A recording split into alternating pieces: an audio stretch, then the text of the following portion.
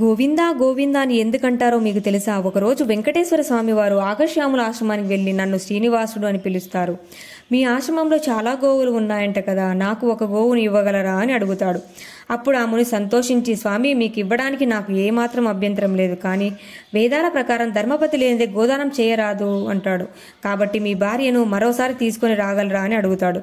అలాగే అని వెంకటేశ్వర స్వామి వారు వెళ్ళిపోతారు. మరోసారి సతీమణితో వస్తాడు. అయితే ఈసారి ఆఘశ్యాముల వారు ఉండరు, వారు శిష్యులు ఉంటారు. అప్పుడు శ్రీనివాసుడు ఇలా అంటాడు, మీ గురువు నాకు గోవుని ఇస్తానని మాట ఇచ్చాడు, ఆయన నన్ను సతీ సమేతంగా రమ్మన్నాడు, ఇదిగో నా భార్య పద్మావతితో వచ్చాను అని చెప్తాడు. శిష్యుడు, మా గురువు అనుమతి లేదండి, గోవును ఇవ్వడం జరగదు అని చెప్తాడు. దాంతో ఆగ్రహించిన శ్రీనివాసుడు తన కొండ వైపు గబగబా నడుచుకుంటూ వెళ్ళిపోతాడు. అయితే కొద్దిసేపటికి వచ్చిన ఆఘశ్యాముల విషయం తెలుసుకుని గోవును తీసుకుని శ్రీనివాసుని వెంటపడతాడు.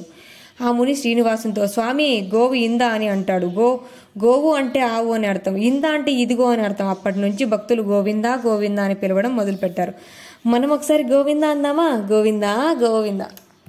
మా వీడియో మీకు నచ్చినట్లయితే ప్లీజ్ లైక్ చేయండి.